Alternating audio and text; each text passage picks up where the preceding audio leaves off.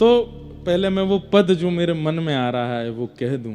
आज सुबह देख रहा था तो श्री सूरदास जी महाराज कहते हैं, अपनो दोष विचार सखीरी, अपनो दोष विचार सखीरी, उनसो कछु न कहिए, उनसो कछु न कहिए, कृपा तो लालन जू की चाहिए, कृपा तो लालन जू की चाहिए। वो तो कृपा करने के लिए तैयार बैठे हैं, पर कृपा नहीं हो रही है तो उनको मत दोष मढ़िए, अपनो दोष विचार सखीरी। मेरे से ही कोई अपराध बना है, मैंने ही कहीं कोई गलती कर दी है, मुझसे ही कुछ भूल हो गई है, मुझसे ही किसी वैष्णव का अपराध हो गया है। अपनो दोष विचार सखीरी, उनसों कछु न कहिए। ठाकुर जी से मत कहिए कि आप मेरे साथ ऐसा कर रहे हैं या आप मेरे साथ ऐसा कर रहे हैं, ना। इन्हें करी करे सो आछी, इन्हें करी करे सो आछी, अपने सिर पे सहिए, अपने सिर पे सहिए, शूर श्याम सो कछु नहीं कहिए, शूर श्याम सो कछु नहीं कहिए। तो आप कहो महाराज जी हाथ पे हाथ धरे बरे ना, जो राखें सो रहिए, कृपा तो लालन जू की चाहिए, कृपा तो लालन जू की चाहिए। अपनो दोष विचार सखीरी, अपनो दोष विचार एक अपना निज अनुभव बताऊं आपको। मान लीजिए कि ठाकुर जी से मेरी कोई इच्छा है, मानो मैंने श्री जी से कोई प्रार्थना की और वो कार्य नहीं हो पाया, तो हम जब श्री जी पर ठाकुर जी पर दोष ना मढ़ के अपना दोष विचारते हैं कि मुझसे कोई गलती हो गई होगी इसीलिए ये नहीं हुआ। आप अनुभव करिएगा, मैं अपना अनुभव बता रहा हूं। शाम होने से पहले पहले आपको पता चल जाएगा कि क्या गलती की आपने, जिसके कारण वो कृपा नहीं हो पाई। ठाकुर जी अनुभव करा देते हैं कि तुमने ये गलती की है, या फिर कोई अपराध आपने किया, किसी वैष्णव का अपराध किया, किसी भक्त का अपराध किया, तो आपके मन में, बुद्धि में, चित्त में, फोन पे कैसे भी करके उसका या तो चित्र या उसका स्मरण बनने लगेगा। मानो ठाकुर जी संकेत कर रहे हैं इसका तूने अपराध किया, इसलिए वो कृपा नहीं हुई है तुझ पे। हम अपना दोष नहीं विचारते, ठाकुर जी पे सीधे मर देते हैं कि आप नहीं करना चाहते, आप ही सताना चाहते हैं, आप ही ऐसा कर रहे हैं। नहीं, वो तो तैयार बैठे हैं, पर हमसे ही कोई भूल हो जाती है। इसलिए कृपा हो चाहे ना हो, सूर श्याम सो कछु नहीं कहिए, सूर श्याम सो कछु नहीं कहिए, जो राखे सो रहिए, कृपा तो लालन जू की चाहिए, कृपा तो लालन जो की चाहिए, कृपा तो लालन जू की चाहिए। तो आइए आज श्री ताज बेगम जी का चरित्र हम लोग सुनते हैं। और हमारी विशेष प्रार्थना, जो लोग आगे बैठते हैं ना वो बीच में नहीं उठना। हाँ, पीछे वाले उठ के जाते हैं तो हमको दिक्कत कम होती है, पर आगे वाले जब उठते हैं तो हम बिल्कुल जो है भूल जाते हैं। इसलिए आगे वाले, चाहे पैर दर्द हो, पेट दर्द हो, सिर दर्द हो, कुछ भी हो, बैठे रहो। जब तक हम बैठे हैं आप बैठे रहना, हाँ, उठना नहीं। ताज बेगम, आपको सुनकर के आश्चर्य भी हो सकता है, आनंद भी आ सकता है। ये हिसार की बेटी थी ताज बेगम, और थी तो मुसलमान, लेकिन कन्वर्टेड, इनके जो जिस कुल में इनका जन्म हुआ वो परिवर्तित कुल था। पहले हिंदू थे, बाद में ये मुगल जब आए ना, वैसे मेरी बात पर हो सकता है कि लोग बाग डिबेट करने लगे या कुछ भी उल्टा सीधा बोले, लेकिन कोई हमें भय नहीं। भारत में लगभग जितने मुसलमान हैं वो सब पहले हिंदू ही थे, लगभग जितने भी हैं उन सबका परिवर्तन कराया गया। उनके पूर्वज निकाले जाएं तो वो हिंदू ही निकलेंगे। कोई डर से किए गए, कोई लोभ से कराए गए, ऐसे जानबूझ करके कई लोगों को परिवर्तित किया गया। तो उन्हीं में से एक कयाम खानी, उस समय के मुस्लिम परंपरा थी कयाम खानी, उसमें इनका जन्म हुआ था ताज बेगम का। इनके पूर्वज हिसार के ही थे, और वो हिसार के कैसे हुए? तो करमचंद चौहान नाम के एक राजपूत थे, करमचंद्र चौहान, बहुत ध्यान से सुनिएगा सब लोग। तो करमचंद्र चौहान जी जो थे, एक बार मुगलों का आक्रमण हुआ, इनका पूरा परिवार मार दिया गया। ये छोटे से थे, और तब फिरोज तुगलक था जो दिल्ली के शासन पर बैठा था, उसने इनका पूरा परिवार मार दिया, और ये छोटी अवस्था के थे।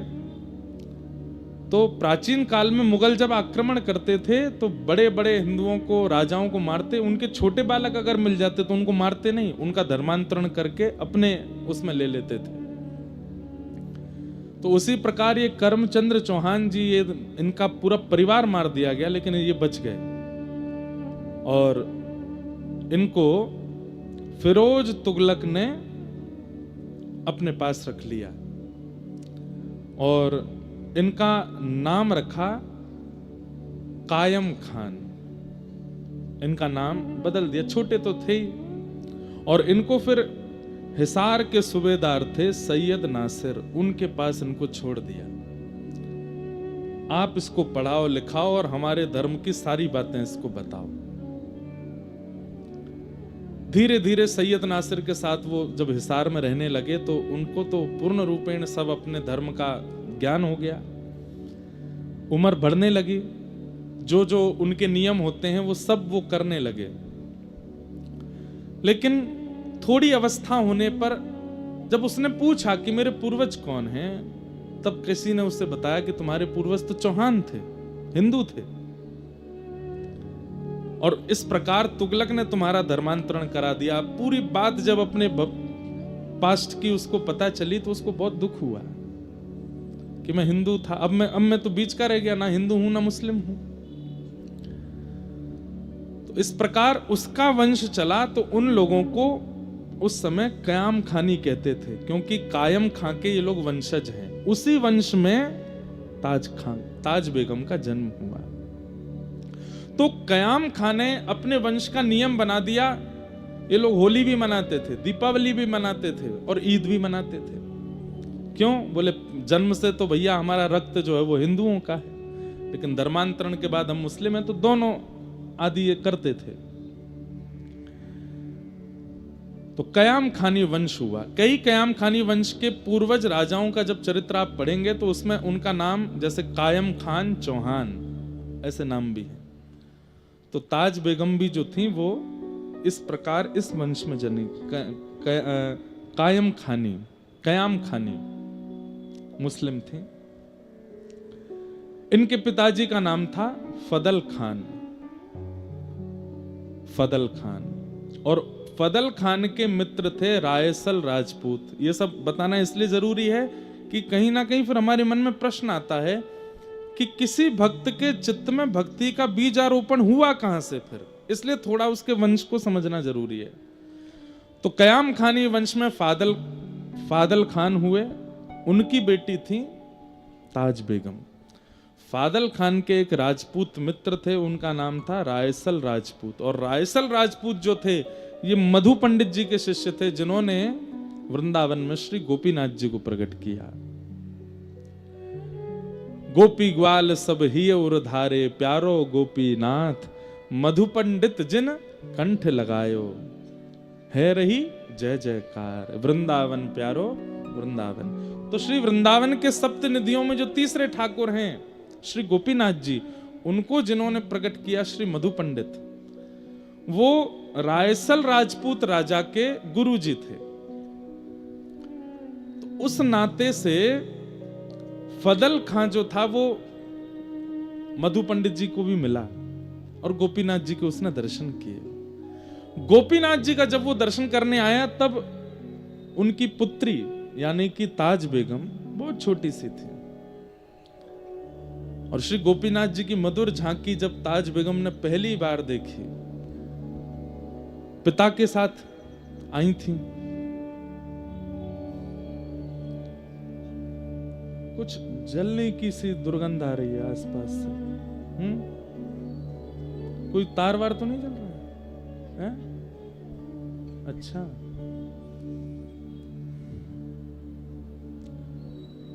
तो क्या बता रहे थे हम? हाँ, तो श्री गोपीनाथ जी का दर्शन किया पहली बार, छोटी सी हैं।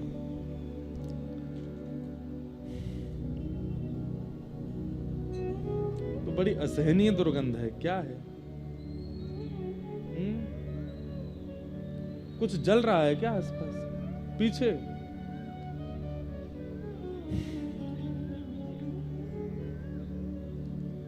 इत्र सूंघ लो।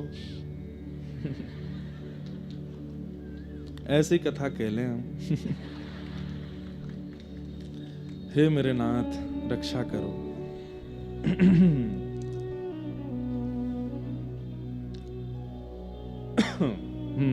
क्या बता रहा था मैं? हाँ, बहुत ज्यादा खान खान चर्चा हो गई ना।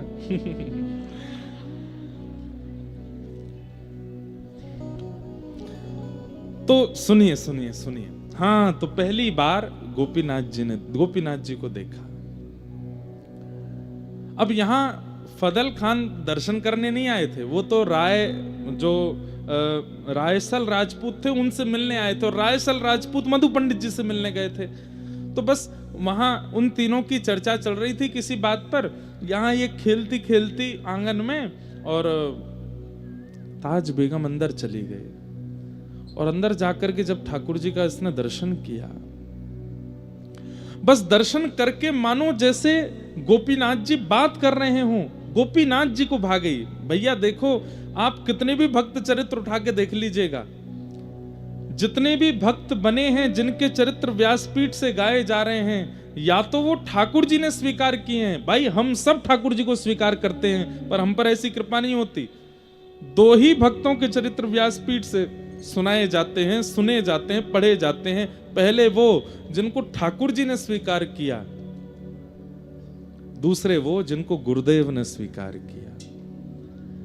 आपके चाहने से आप भजन नहीं कर पाओगे, इसलिए मैं कहता हूं कि आप भजन पर ध्यान दीजिए, नाम पर ध्यान दीजिए, नियम पर ध्यान दीजिए, पर उससे भी कई गुना ज्यादा ध्यान इस बात पर दीजिए कि मैं अपना निर्माण ऐसा करूं, अपने स्वभाव व्यवहार विचारों का निर्माण ऐसा करूं कि मैं ठाकुर को या अपने गुरुदेव को प्रिय लग जाऊं, क्योंकि उनका प्रिय बनना बहुत जरूरी है। लोग बाग क्या कर रहे हैं, नियम पर बहुत ध्यान देते हैं कि हमको इतने घंटा भजन करना है, इतनी माला करनी है, ये करना है, वो करना है, पर इन सब के चक्कर में अपने विचार और व्यवहार को वो लोग अच्छा नहीं बना पाते, इसलिए गुरुदेव और गोविंद को कभी प्रिय नहीं लगते। 2 लाख नाम जप रोज कर रहे हैं, लेकिन व्यवहार में अहंकार है। हर महीने गिरिराज जी की परिक्रमा कर रहे हैं, लेकिन विचारों में काम क्रोध भरा पड़ा है। हर एकादशी निर्जला कर रहे हैं, लेकिन ईर्ष्या है, दूसरे के प्रति छल कर रहे हैं, दूसरे की उपलब्धि देख करके सह नहीं पा रहे हैं। विचार और व्यवहार में शुद्धि नहीं है, कितने भी नियम कर लीजिए, ठाकुर जी के प्रिय नहीं बन पाओगे। हमारे जीवन का कल्याण क्या है? हरि को हम प्रिय लगे ना, हमको हरि प्रिय लगे ना, हरि को हम प्रिय लगे, हम हरि के प्रिय हो जाएं। ग्रंथ में वर्णन आता है कि ताज बेगम का स्वभाव था, वो भले ही मुस्लिम कुल में जन्मी लेकिन उनके मन में दया का भाव था। वो कभी भी अवसरों पर, इनके उत्सवों पर जो भी मांस आदि खाने का प्रकरण होता था वो नहीं खाती थी, बल्कि लड़ती थी अपने पिताजी से। पिताजी, एक जीव को मार करके हम कैसा उत्सव मना रहे हैं, हम कौन से भगवान को प्रसन्न कर रहे हैं? जो एक जीव की मृत्यु स्वीकार कर रहा है वो परमात्मा एक दिन हमारी मृत्यु भी स्वीकार कर लेगा। ऐसे परमात्मा को हम कैसे भजन कर सकते हैं? पिताजी इस बात से बहुत लड़ती थी अपने घर में, दया की भावना थी, इसलिए गोपीनाथ जी को भागे। छोटी सी ताज बेगम मंदिर में प्रवेश कर गई। यहां बाहर बैठे मधु पंडित जी को अचानक से पता चला, उस समय किसी का भी मंदिर में गैर हिंदुओं का प्रवेश वर्जित था। क्यों? क्योंकि रूप बदल करके भीतर मंदिरों में जाते थे गैर मुस्लिम, और मंदिर में प्रवेश करके गर्भगृह में मांस के टुकड़े फेंक के आते थे, अपवित्र करे आते थे। और एक बात और बताऊं, हमारे यहां अपरस का नियम ज्यादा नहीं था, सबको मंदिर में जाने का अवसर मिलता था और सबको ठाकुर जी की कम से कम दहली तक प्रणाम करने का अवसर मिलता था। लोग ही कितने जाते थे? दिन भर में 40 लोग चले जाएं, 20 लोग चले जाएं, बहुत बड़ी बात। सबको ठाकुर जी की दहली तक, कहीं कहीं तो ठाकुर जी के चरण छूने तक का अधिकार था। मुगलों के बाद जब अपवित्रता इन्होंने फैलानी प्रारंभ की, तब अपरस की स्थिति, सबको नीचे ही रुकना है, ऊपर कोई नहीं आएगा, पुजारी जी को कोई नहीं छुएगा, ऊपर कोई नहीं, ये सब नियम बन गए।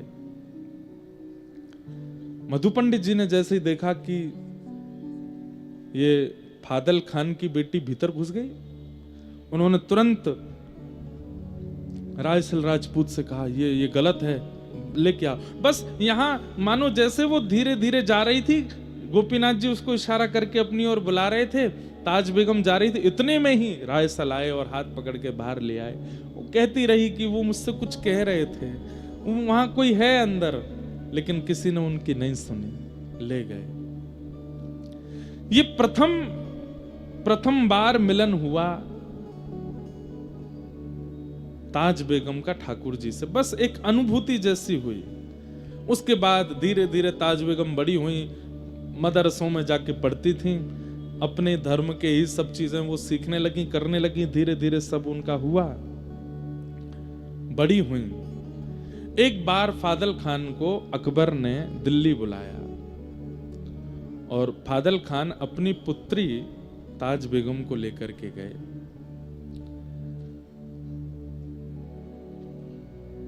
जैसे ही सभा में ताज बेगम पर अकबर की दृष्टि पड़ी, और वो जिस काम से बुलाया था वो काम वाम तो सब भूल गए। उसने फादल खान से कहा, हम तुम्हारे सब काम करवाएंगे, जो तुम कहोगे सब कर लेंगे, तुम्हारी जो जो हिसार में तुम चीजें चाहते हो, ये करवाना है वो करवाना है, और भी तुम्हारा सब हम करने को तैयार हैं, पर बदले में हमें कुछ चाहिए। बोले क्या? तुम्हारी पुत्री को हम अपनी बेगम बनाना चाहते हैं। फादल खान सुन करके बहुत चक्का रह गया, बोले कि महाराज आप मेरी पुत्री से विवाह करेंगे? बोले हाँ। उसके लिए तो मानो जैसे परमात्मा प्रकट होके बोल रहे हो कि अपनी पुत्री मुझे दे दो, अकबर कह रहा है। फादल खान बोले कि मौलवी से दिन निकलवाने की भी जरूरत नहीं महाराज, जिस दिन आप कहो तब ब्याह कर दूंगा। और बादशाह अकबर ने ताज बेगम के साथ विवाह किया। सुंदर तो वो बहुत थी और बादशाह लोग यही देखते थे, इसके अलावा उनका कोई, उनकी तो अनेक पत्नियां होती थी। ताज बेगम के साथ विवाह कर लिया, लेकिन अकबर के यहां 3 कृष्ण प्रेमी थे जिनका संग ताज बेगम को मिला। पहला जोधाबाई, जो कि अकबर की राजपूताना एक पुत्री हैं, जो कि श्री कृष्ण का भजन करती ही थी, जोधाबाई। दूसरी थी बीरबल की बेटी शोभावती, जो अकबर के महामंत्री बीरबल हैं, उनकी बेटी शोभावती ये गुसाई श्री विठलनाथ जी की शिष्या थी, जिन्होंने श्रीनाथ जी को प्रकट किया। ऐसे श्रीमद वल्लभाचार्य जी महाराज के पुत्र हुए गुसाई विठलनाथ जी, उनकी शिष्या थी बीरबल की पुत्री शोभावती। ये जोधाबाई की सेवा में रहती थी, ठाकुर जी की सेवा में। और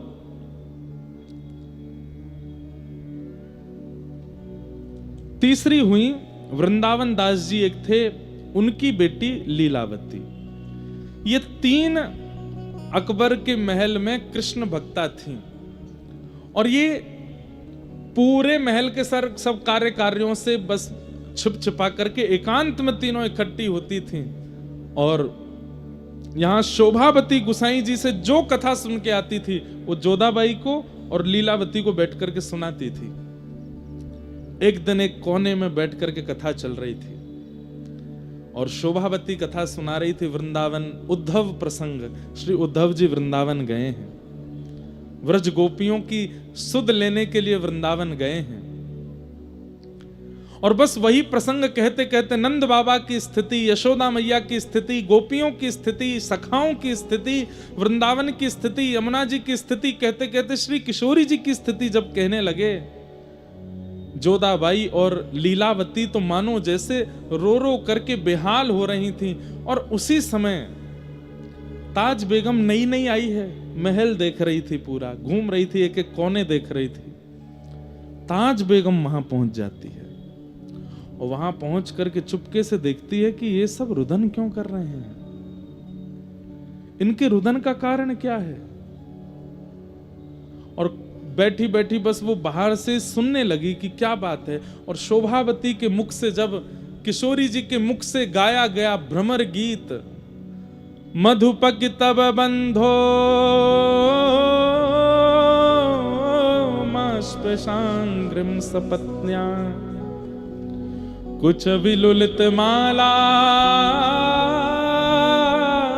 कुंकुमश्मश्रुभिर्न बहतु मधुपति स्तन्मानिनी नाम प्रसादम यदु सदसि विडम्ब्यम यस्य दूतस्त्वमित्रिक। श्री किशोरी जी उद्धव जी से कह रही हैं, अरे उद्धव, उद्धव को नहीं कह रही हैं, एक भौरे से कह रही हैं, अरे भौरे, तू एक पुष्प से रस लेता है और उस पुष्प से रस लेने के बाद फिर उस पुष्प को छोड़ के दूसरे पुष्प पर चला जाता है, दूसरे पुष्प का रस लेता है, वहां से फिर तीसरे पुष्प पर चला जाता है। तू एक पुष्प का कभी नहीं रहता, तू अनेकों का रहता है। ऐसे ही तेरे जैसा दिखने वाला वो कृष्ण है। हम ब्रज की सब गोपियों के मध्य में रास रचाया, हम सबसे प्रेम की डोर बांधी और अब हमें छोड़ के मथुरा चला गया। तुझ में और उसमें कोई अंतर नहीं है, तुम एक से ही हो। क्या बिगाड़ा था शूर्पणखा ने त्रेता युग में, जब ये कृष्ण राम बने थे तब विवाह करने के लिए इनके सामने आई थी, उसके नाक कान काट दिए।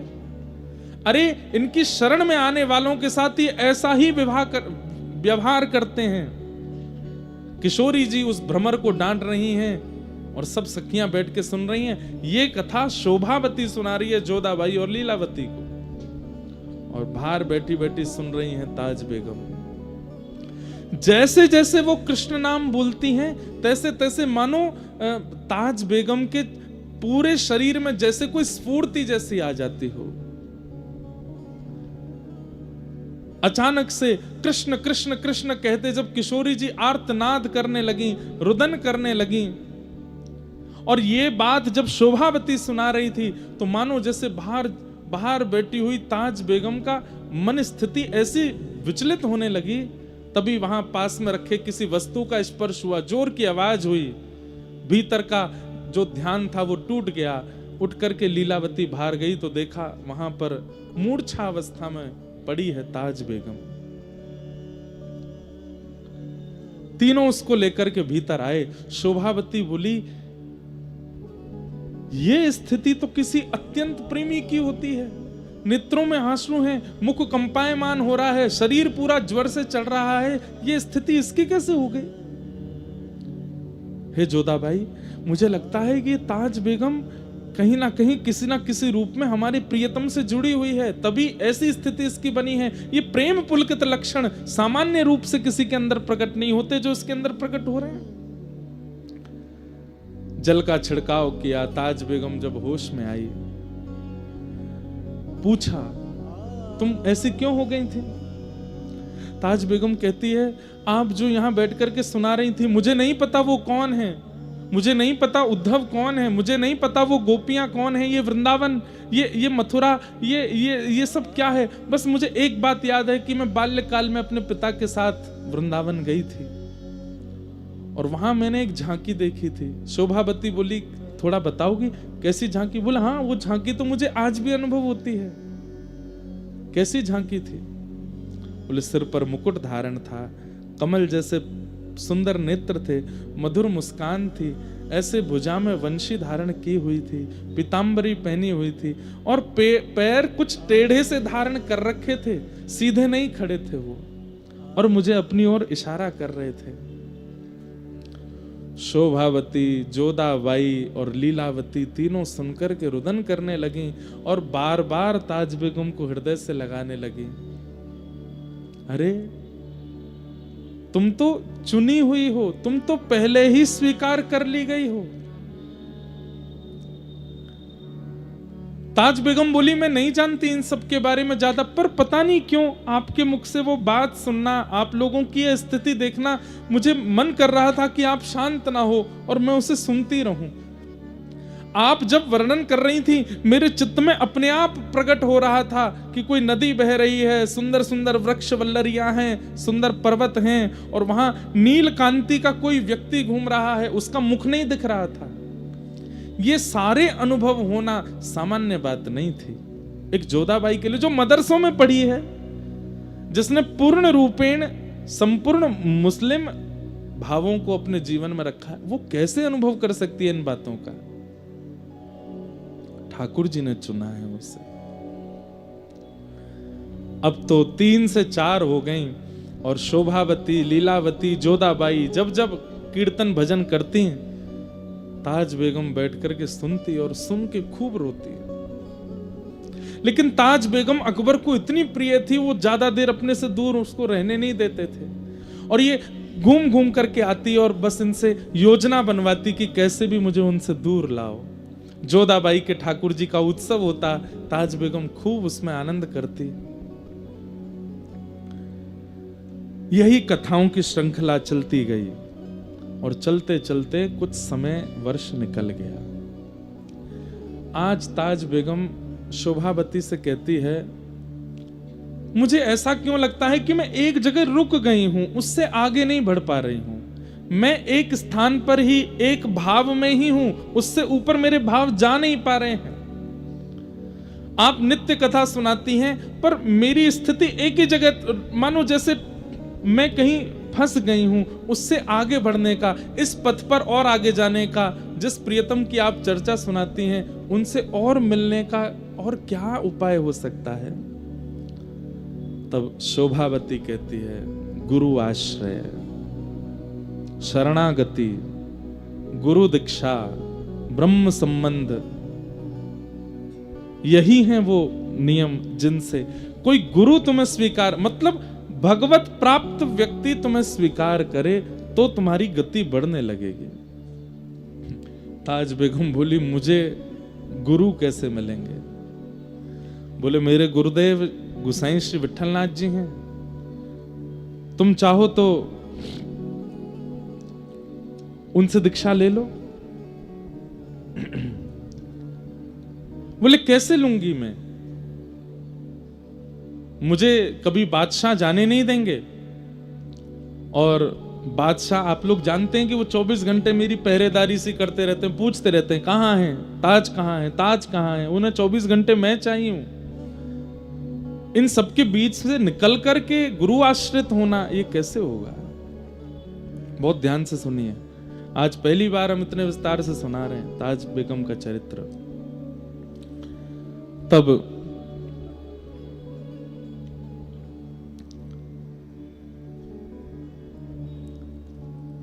लीलावती, शोभावती ने कहा पत्र लिखो और पत्र में गुरुदेव से ही पूछो कि इसका समाधान कैसे हो। तब ताज बेगम ने एक पत्र लिखा और पत्र लिख करके गुसाई श्री विठलनाथ जी को भेजा। उस पत्र में लिखा कि मैं ऐसे ऐसे ताज बेगम मेरा नाम है, मैं अकबर की पत्नी हूं, मेरे लिए बहुत दुष्कर है कृष्ण भक्ति करना, पर मैं फिर भी करती हूं, मुझे क्या क्या अनुभव होते हैं वो सब लिखा।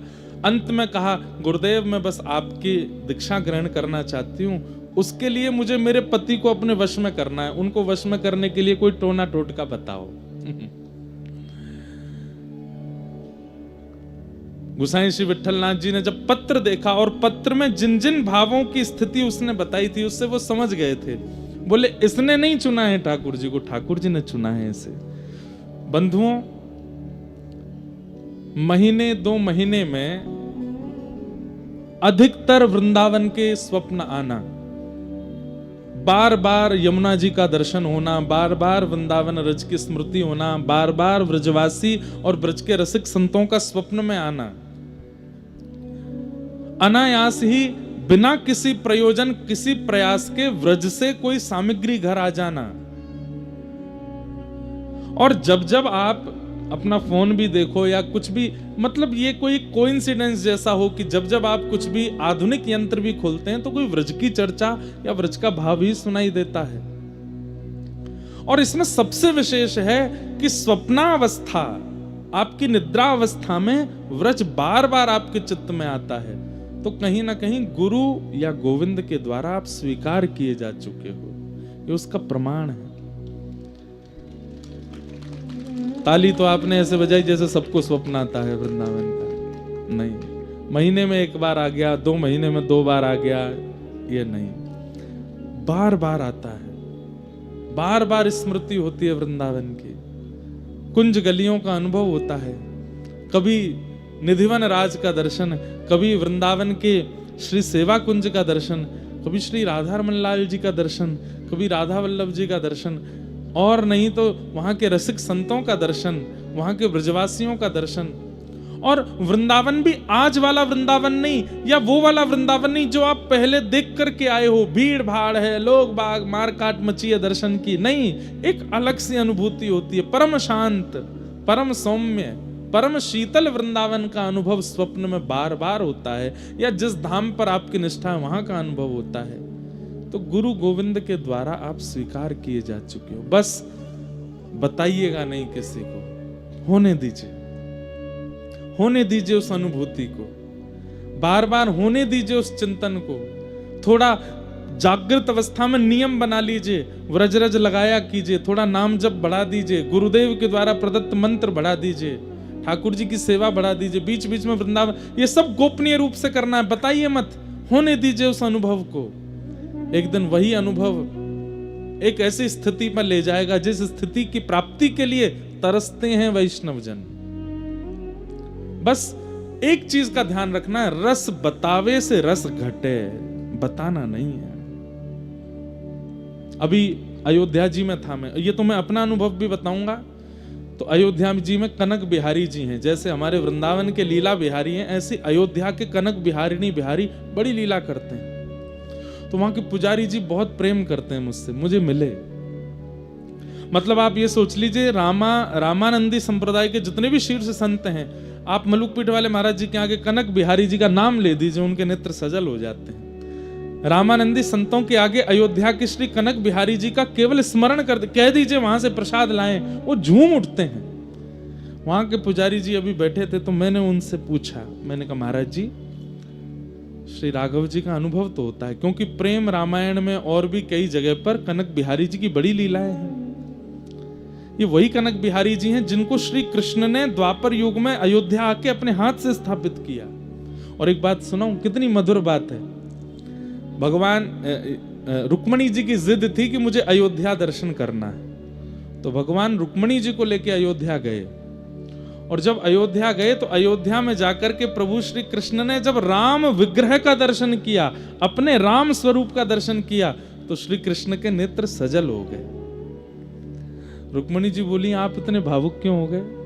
तो ठाकुर जी क्या कहते हैं, त्रिलोकीनाथ भगवान अति सुंदर, जिनके लिए भागवत कहती है त्रिभुवन कमनम तमाल वर्णम रविकर गौर वरांबर, इतने सुंदर श्री कृष्ण अपने ही राम विग्रह को देख करके रुक्मणी जी से क्या कहते हैं, रुक्मणी सच बताना, मैं द्वापर से ज्यादा त्रेता में सुंदर था ना? मैं त्रेता में ज्यादा सुंदर था ना।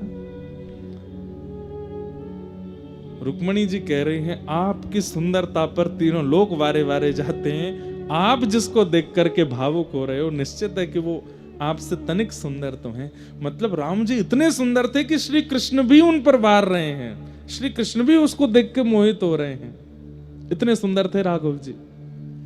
तो मैंने पुजारी जी से पूछा कि आपको अनुभव तो होता होगा ठाकुर जी का, सेवा में आप 24 घंटे लगे रहते हैं और मैं जितनी बार अयोध्या गया हूं मैंने आपको गर्भगृह में देखा है, अनुभव तो होता होगा। तो उनके नेत्र सजल हो गए और वो क्या कहते हैं,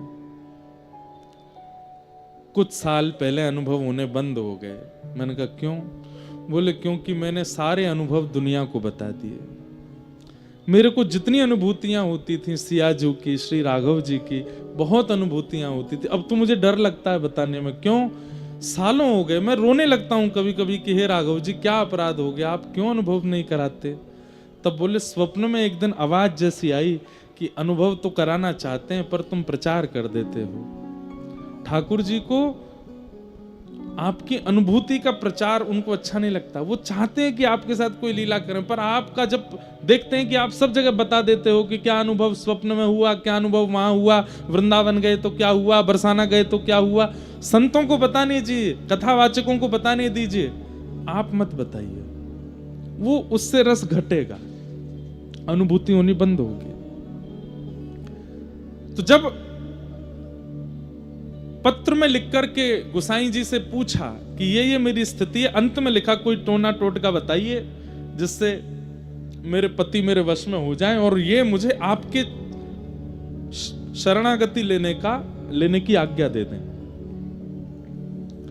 तो हंस करके एक ताम्र पत्र पर कुछ लिखा और उसको एक ताबीज में डाल करके काले कपड़े से बांध करके और गुसाई विठलनाथ जी ने भिजवा दिया अकबर के पास।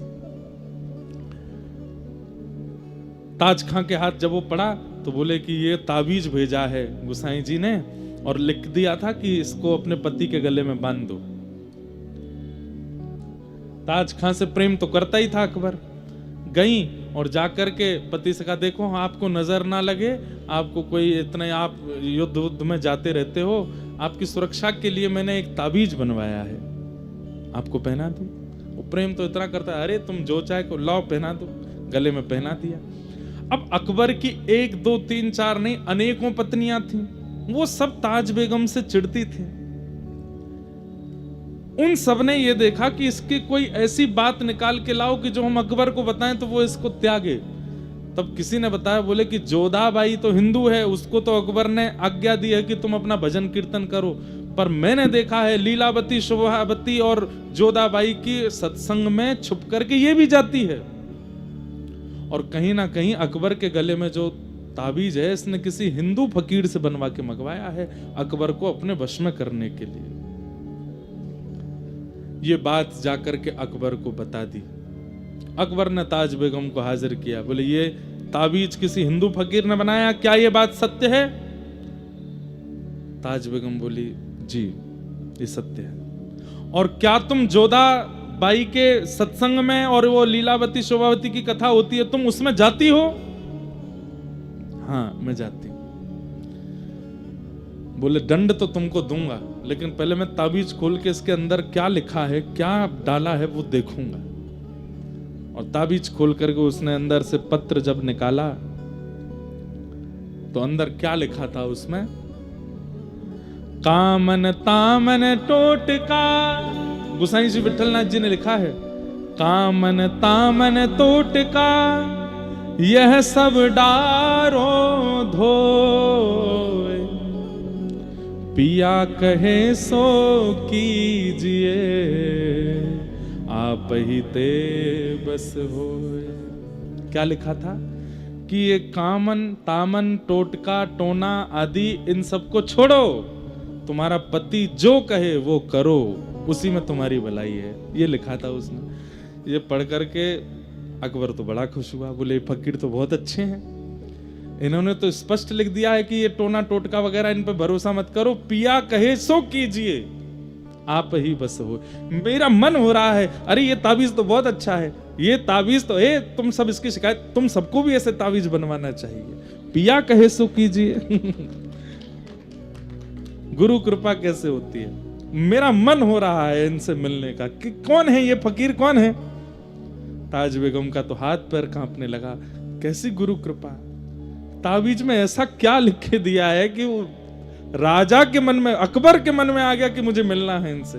बोले गोवर्धन में विराजते हैं गोसाई श्री विठलनाथ जी, चलो इनको मिलके आते हैं। इतना अच्छा बेगमों को ज्ञान देने वाले फकीर को तो मिलना चाहिए। आहा, निकल पड़े ताज बेगम के साथ गोवर्धन। तलहटी में पहुंचे। अब अकबर बादशाह तो पूरे भारत का है, तो उसके आगे तो आना पड़ता था। गोसाई जी वैसे किसी बादशाह को देख के, हमारे ब्रज के संत ज्यादा उसको देते नहीं थे, लेकिन अकबर में थोड़ा, आप अकबर को देखें, इस पर संतों की बड़ी कृपा। स्वामी श्री हरदास जी का चित्र जो आज पूरे विश्व को मिला, ये अकबर ने बनवाया था। स्वामी श्री हरदास जी का चित्र जो वीणा हाथ में लेके हम सब दर्शन करते हैं, वो अकबर ने बनवाया था।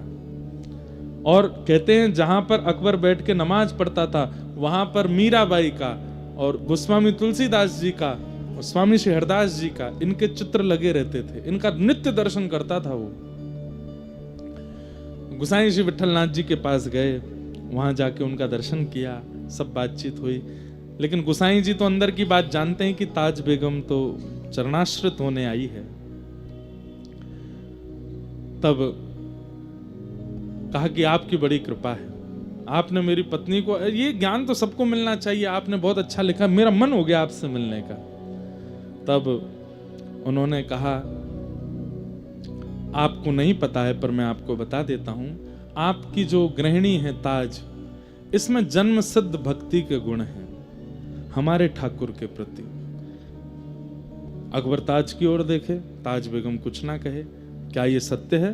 बोले जी, लेकिन इस पर आप कुछ कर नहीं सकते। देखिए, वो आपका कुछ बुरा नहीं चाहती हैं, और ये तो स्वतंत्रता है, वो किसी को भी भजे। वो मुसलमान है, लेकिन आप तो जानते हैं ये कायम खां परिवार से हैं, इनके पूर्वज तो हिंदू ही थे।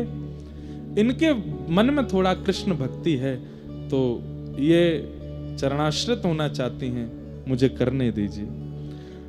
अकबर बोला, मैं रात्रि भर सोचूंगा।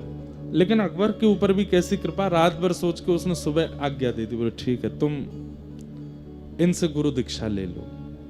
और आज वो नाच रही हैं, नृत्य कर रही हैं गोवर्धन की तलहटी में। ताज बेगम के जीवन में एक चीज का आपको अनुभव होगा कि इनको ठाकुर जी ने बहुत वियोग नहीं दिया। वियोग दिया है, अंतिम समय में आएगा वो चरित्र भी, पर प्रारंभिक समय में इनको बड़ी अनुकूलताएं मिली। बहुत जल्दी जल्दी भक्ति का मार्ग प्रशस्त होता चला गया। और गोसाई श्री विठलनाथ जी से इन्होंने चरण शरणागति प्राप्त की। प्राप्त करने के बाद गोसाई जी ने इनको मंत्र आदि दे दिए और कहा, आप सेवा विवा तो तुम्हारे यहाँ होगी नहीं, बस तुम ये मंत्र जप लिया करना, जाओ। और ताज बेगम वापस दिल्ली आ गई। यहाँ पर जोधाबाई ने और आदि वो जो दो सखियां और थीं, शोभावती और लीलावती, उन्होंने उत्सव मनाया ताज बेगम के इस मंगलमय दिवस का। आज गुरु दीक्षा हुई है। ताज बेगम अब लिखने लगी हैं। गुरु कृपा होते ही लिखना प्रारंभ हो गया। और ताज बेगम सबसे पहला क्या लिखती है? छैल जो छवीला, सब रंग में रंगीला बड़ा। छैल जो छवीला, सब रंग में रंगीला बड़ा। चित्त का अड़ीला कहू, देव तो सुन्यारा है। माल गल सोहे, नाक मोती सेत जो है कान। कुंडल मन मोहे लाल, मुकुट सिर धारा है। दुष्ट जन मारे सब संत, जो उबारे ताज। चित्त में निहारे प्रण, प्रीत करवारा है। नंदजू को प्यारा, जिन कंस को पछाड़ा। वह वृंदावन वाला कृष्ण साहिब हमारा है, वह वृंदावन वाला कृष्ण साहिब हमारा है। और ताज बेगम लिखती हैं और सुनकर के जोधाबाई आदि सब निहाल हो जाती है। एक बात तो मैं कहता हूं बंधुओं, जो पाएगा वो गाएगा, वो बिना गाए रह नहीं सकता। और पाए बिना गा रहा है, बिना पाए ही गा रहा है, तो इसका मतलब पाने वाला है। गा रहा है तो इसका मतलब पाने वाला है। गाने वाले की दो ही स्थिति हो सकी, या तो पा चुका है या पाने वाला है। आजकल भी कई लोग रचनाएं करते हैं, पर रचनाओं में लोक रंजन की भावना ज्यादा होती है। लोक रंजन की भावना, ये रीझ जाएं, ये रीझ जाएं। कई बार हम भजन गायकों को भी देखते हैं, बड़े बड़े मंचों पर आते हैं, तो गाते समय ठाकुर जी का स्तवन नहीं कर रहे होते, वो लोगों को देख रहे होते। देखा शब्द पर, मैंने देखो क्या लिखा, मैंने ये शब्द कैसे लिखा। वो लोक रंजन की भावना आ जाती है उनके चित्त में। लोक रंजन के लिए तो बड़े बड़े कवि भी लिखते हैं, लेकिन ठाकुर जी के रंजन के लिए ठाकुर जी की कृपा से ही लिखा जाता है। कितने सुंदर शब्द लिखे हैं। गोसाई श्री विठलनाथ जी का कभी कभी दर्शन करने के लिए जाती थी। एक दिन गोसाई विठलनाथ जी ने परीक्षा ले ली, बोली कि सुनो, तुम भजन करती हो? बोले हाँ। बताओ श्रीनाथ जी को देख करके तुमको क्या अनुभव होता है, ठाकुर जी का दर्शन करके तुमको क्या अनुभूति होती है? वहीं बैठ करके आंसू कवि बन गई हैं ताज बेगम, वहीं बैठ करके लिख दिया है। क्या गा रही हैं? ध्रुव से प्रहलाद, गजग्राह से अहिल्या देखी, शोर और गीधियों विभीषण जिन तारे हैं, पापी अजामिल सुर हरि रे दास कहूं, नानक मलूक ताज तुलसी के प्यारे हैं, धनी नाम देव दादू सदना कसाई जान, गणिका कबीर मीरा सेन उर धारे हैं, जगत को जीवन जहान बीच नाम सुनो, राधा के वल्लभ कृष्ण वल्लभ हमारे हैं, राधा के वल्लभ कृष्ण वल्लभ हमारे। हे नाथ, हे गुरुदेव, मुझे इनके प्रति वल्लभ की स्थिति होती है। राधा के वल्लभ ये हैं और हमारे वल्लभ कृष्ण हैं। मुझे इनमें ऐसा लगता है कि ये मेरे प्रियतम हैं। अच्छा, एक बात और स्पष्ट कर दूं, गोसाई विठलनाथ जी मंदिर में नहीं ले जाते ताज बेगम को, बाहर मिलते हैं मंदिर से। और ताज बेगम भी साजवाज के साथ आती है, भाई रानी है, लेकिन वह भी इतनी मर्यादा जानती है, कभी नहीं कहती कि मुझे अंदर ले चलो, बाहर ही बैठ के मिलते हैं गोसाई जी उससे। एक खिड़की है, वहां से दर्शन करती है। आज गुरुदेव से कहती है, अब मैं रह नहीं पा रही हूं दिल्ली में, मैं क्या करूं, बार बार मेरे प्राण निकलने को होते हैं, मुझे वृंदावन चाहिए, मुझे व्रज चाहिए, मैं यहां से दूर नहीं रह पाऊंगी। गोसाई जी ने कुछ नियम बताए, बोले इनका पालन किया करो। अब यहां अकबर को भी अनुभूति हो रही है कि धीरे धीरे धीरे धीरे ताज बेगम जो है ये हमारे वश में नहीं है। इसकी स्थिति अब ऐसी होती जा रही है कि वो दिखने लगी है। 4-5 मौलवियों ने आकर के अकबर से कह दिया, अकबर, हमने महल में सुना है कि एक हिंदुवानी आपकी मुगलानी जो है वो हिंदुवानियों का प्रचार करती है, वहां हमने सुना है विठलनाथ जी से दीक्षा लेके आई है, ऐसा ऐसा कुछ। तो अकबर कहते नहीं नहीं ऐसा कुछ नहीं। बोले अगर ऐसा है तो ये आपकी राजगद्दी के लिए बहुत घातक है। अगर ये बात पूरे भारत के मुसलमानों को पता चलेगी तो आपके प्रति श्रद्धा खत्म हो जाएगी। अकबर को लगने लगा कि जोधाबाई तक तो ठीक है, लेकिन ताज बेगम की खबर अगर बाहर फैल गई कि वो कृष्ण भजन करती है, कथा सुनती है, तो मेरे प्रति अश्रद्धा हो जाएगी। तो एक दिन ताज बेगम से बोलते हैं, देखो तुम बार बार वृंदावन मत जाया करो। ताज बेगम बोली, देखिए मैं वृंदावन के बिना रह नहीं सकती अब।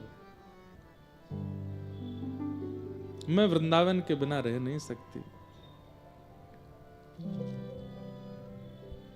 अब मुझे जाना है और मैं आपसे प्रार्थना कर रही हूं, मुझे रोकिए मत, नहीं तो मेरा देह रह जाएगा, प्राण निकल जाएंगे। मैं बस आपसे एक ही चीज मांगी, हर महीने मुझे वृंदावन जाने दिया कीजिए। मैं वृंदावन के बिना अब रह नहीं सकती।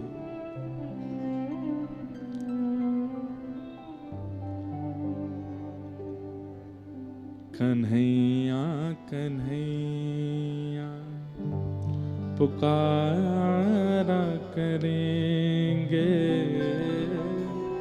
लताओं में ब्रज की गुजारा करेंगे।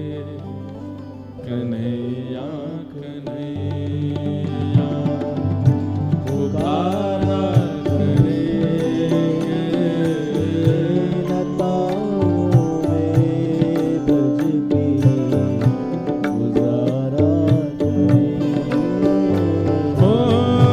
जो रूठेंगे हमसे वो बांके बिहारी,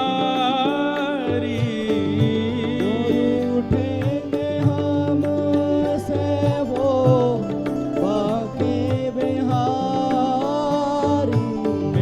जो रूठेंगे हमसे वो बांके बिहारी।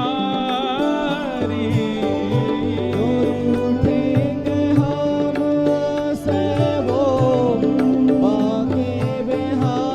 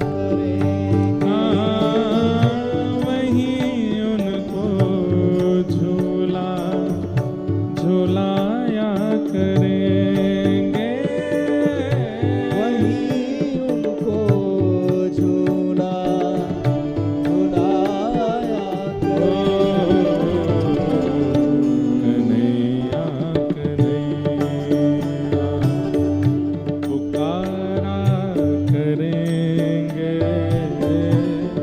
लताओं में ब्रज की गुजारा करेंगे कन्हैया पुकारा करेंगे लताओं में ब्रज की गुजारा करेंगे। और हाँ उन्होंने नचाए हैं ब्रह्मांड सारे उन्होंने नचाए हैं ब्रह्मांड सारे उन्होंने नचाए हैं ब्रह्मांड सारे उन्होंने नचाए हैं ब्रह्मांड सारे मगर अब उन्हें हम नचाया करेंगे मगर अब उन्हें हम नचाया करें ओ मगर अब उन्हें हम नचाया करेंगे मगर अब नचाया कन्हैया कन्हैया पुकारा करेंगे लताओं में ब्रज की गुजारा करेंगे कन्हैया कन्हैया पुकारा करेंगे लताओं में ब्रज की गुजारा वृंदावन वृंदावन वृंदावन रहो रे हे वृंदावन वृंदावन वृंदावन चलो रे हे वृंदावन की गलियों में राधे राधे कहो रे हाँ वृंदावन की गलियों में राधे राधे कहो रे श्री वृंदावन वृंदावन वृंदावन रहो रे श्री वृंदावन वृंदावन वृंदावन कहो रे हे वृंदावन की गलियों में राधे राधे कहो रे श्री वृंदावन की गलियों में श्यामा श्यामा रटो रे जय राधे राधे जय राधे राधे जय राधे राधे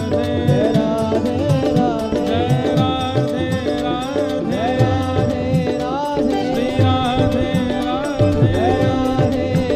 हमें श्याम से मिला दे वृंदावन में बसा दे श्री राधे राधे जय राधे राधे श्री राधे राधे जय राधे राधे जय राधे राधे श्री राधे राधे